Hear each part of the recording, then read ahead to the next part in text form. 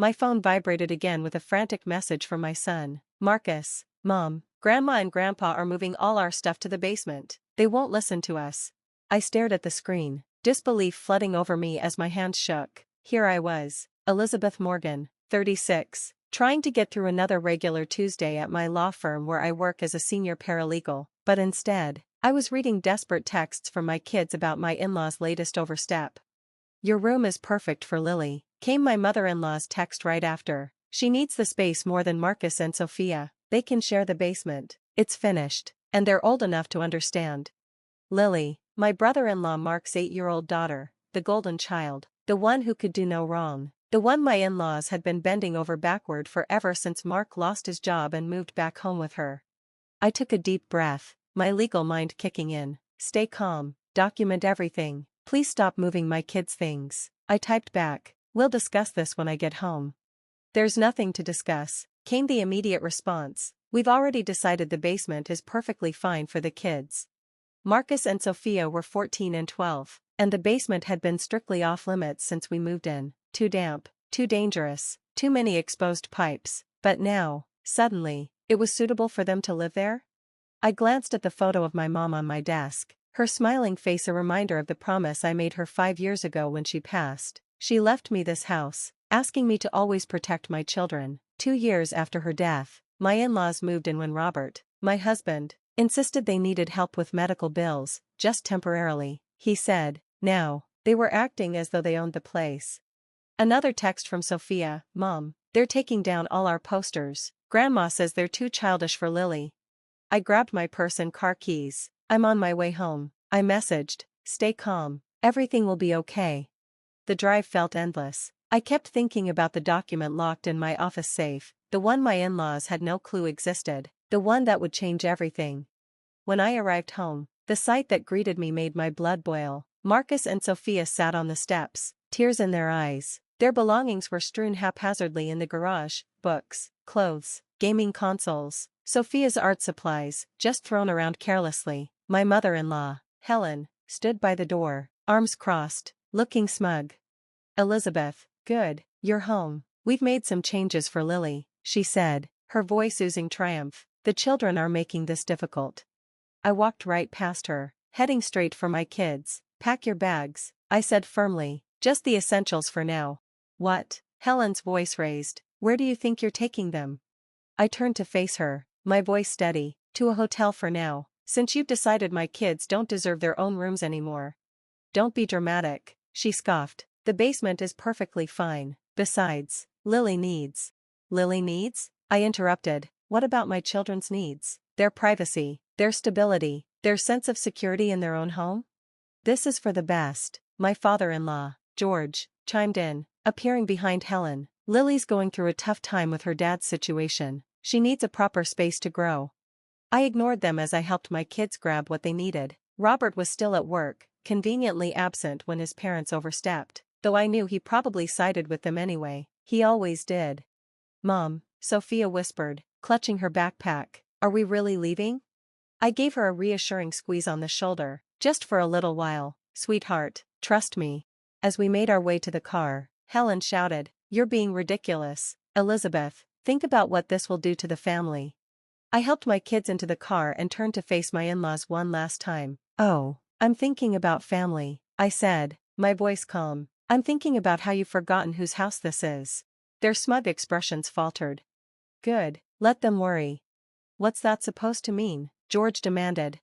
I smiled and started the car. You'll find out soon enough. As we drove away, I caught a glimpse of them in the rearview mirror, probably already plotting how to twist this to Robert. They had no idea what was coming. They didn't know that in the morning, my lawyer would be serving them with papers that would change everything. Mom, Marcus asked from the back seat, what's going to happen now? I looked at him in the mirror. Now, sweetheart, we're going to teach Grandma and Grandpa a very important lesson about respect and ownership. The hotel I'd booked was just 10 minutes from home, close enough to school, far enough to keep some distance from the drama. As I watched my children settle in, my phone buzzed with more messages from Robert demanding to know what I was doing. I ignored them all. Tomorrow would bring enough confrontation. Tonight was about ensuring my kids felt safe. That's what my mom would have wanted. And the house deed sitting safely in my office would ensure her wishes were respected. The next morning, I drove in early to work. I needed to retrieve something from my office safe, the document that would change everything. My mother's lawyer had advised me to keep it safe, warning me that family situations were unpredictable. How right she was. Robert's messages had flooded in overnight, 5 voicemails, each more urgent than the last. "You're overreacting," he'd said. "Come home, and we can work this out like adults." Helen and George had gone down the guilt route, texting about family loyalty, how I was traumatizing poor Lily. Even Mark had joined in, telling me how his daughter needed stability during this tough time. No one mentioned my children's needs. I retrieved the deed from my safe, along with the other papers my lawyer had prepared. The truth was, I'd been expecting something like this for years. Helen and George had been testing boundaries, seeing how far they could push. Moving my kids to the basement wasn't just crossing a line, it was trampling over it. As I was going over the papers, my colleague Jessica popped her head into the doorway. "Ready?" she asked, offering a reassuring smile. She had helped me prepare for this moment as a real estate attorney.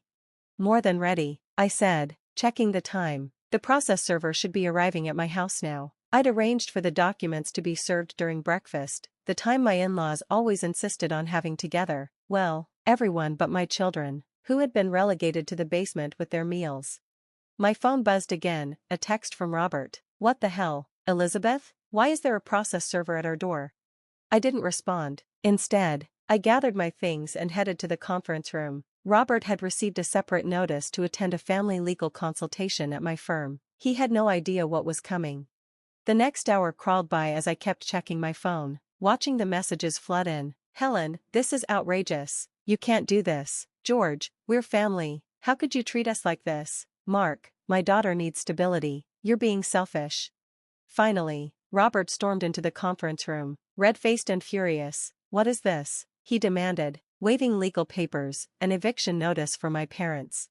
I stayed calm, sitting at the table with Jessica by my side. "Sit down, Robert. We need to talk about the house. Specifically, who owns it?" "What's going on? We own this place together," Robert said, confused.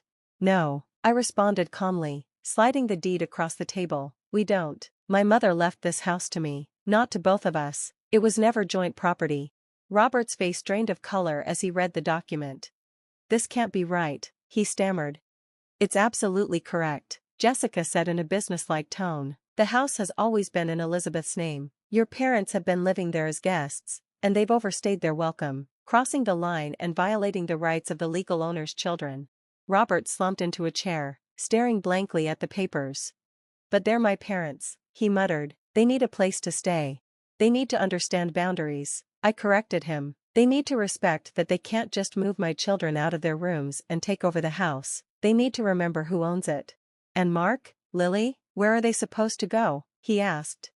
"That's not my problem," I said flatly, though I felt for my niece. "Mark needs to figure it out. He's been taking advantage of your parents' generosity for too long, and now they've been doing the same to me." Just then, my phone buzzed with a message from Marcus. "Mom, Grandma and Grandpa are packing their things. They look really angry." Good, I thought, as the process server did their job. "The eviction notice gives them 30 days, I explained to Robert. "That's more than fair, considering they tried to push our children into the basement without any discussion." "You can't do this," he said weakly. "Actually, she can," Jessica interrupted, her tone firm. "And if your parents don't comply with the eviction notice, we're prepared to take further legal action." Robert looked at me, really looking at me for the first time in a long while. "Why didn't you tell me about the deed? Would it have made a difference?" I asked softly. "Would you have stood up to your parents when they decided to move our children out of their rooms? Would you have protected Marcus and Sophia's rights to feel secure in their own home?" His silence said it all. "I love you, Robert," I said, my voice softening just a little, "but our children come first. Your parents have crossed boundaries for 2 years, and yesterday, they went too far." He rubbed his eyes tiredly. "What do you want me to do?" "I want you to support this decision," I said firmly. "Help your parents and Mark find somewhere else to live, but most importantly, understand that our children's well-being isn't negotiable." As Robert left the room, looking defeated, I felt a weight lift off my shoulders. The hard part wasn't over. There would still be drama, guilt trips, and accusations, but for the first time in years, I felt like I was in control of my own home. A message from Sophia buzzed on my phone. Grandma's crying and saying we're tearing the family apart. Are we bad people, Mom? I quickly replied, no, sweetheart. Sometimes doing the right thing feels hard, but I promise you, we're doing the right thing. The next few weeks were filled with emotional turmoil. Helen and George alternated between cold silence and fiery outbursts, making the house feel like a war zone. Mark had already found an apartment, taking Lily with him. Apparently, he had been saving money all along but had been too comfortable living rent-free at my expense. One evening, as I was helping Marcus and Sophia settle back into their rooms, Helen appeared in the doorway, arms crossed. I hope you're happy, she said, bitterness lacing her words. You've destroyed this family. I ignored her and continued hanging Sophia's artwork. No, Helen, you destroyed this family when you decided our children were less important than your grandchild. We were trying to help everyone, she said, defending herself. Lily needed her father to step up, I said, not for you to enable him and sacrifice my children's well-being in the process. George appeared behind her, his face grim. We found a condo, he said. We'll be out by the end of the week. Not that you've given us much choice. I'm glad to hear it, I said calmly, smoothing out Sophia's bedspread. I hope your new place helps you remember the importance of respecting boundaries. Without another word, they left, but I could hear Helen sobbing in the hallway. Once, that sound would have made me feel guilty. Now, it just confirmed I'd made the right choice. Robert had been staying at a hotel, needing space to think. He came over that weekend, looking more humble than I'd seen him in years. I talked to Mark, he said, sitting at the kitchen table. He admitted he'd been taking advantage of the situation. He's actually making good money at his new job. He just didn't want to pay rent, and your parents enabled that. I poured coffee for both of us, just like they enabled his irresponsibility when we were first married. Robert nodded slowly. I see it now, how they always made excuses for him. I was so used to it. I didn't realize how unfair it was to you and the kids. From upstairs, I heard Marcus laughing, real, genuine laughter. He and Sophia were decorating their rooms, reclaiming their spaces. It seemed to affect Robert deeply. I failed them, he said quietly. I failed you too. Yes, I replied, but you can do better now, starting with supporting this change instead of fighting it. He reached across the table and took my hand. I want to come home, he said softly. I want to make this right. I squeezed his hand, but my voice remained firm. You can come home, but things will be different. Our children come first, always. No more letting your parents overstep. No more enabling Mark's irresponsibility at our family's expense. I understand, he said, and for the first time, I believed him. The day Helen and George moved out, there were no tearful goodbyes, no dramatic scenes. They packed their car in silence, pointedly avoiding me as I oversaw everything from the porch. But just before they left, Helen turned to me. You think you've won, she said coldly, but you've lost something precious, family.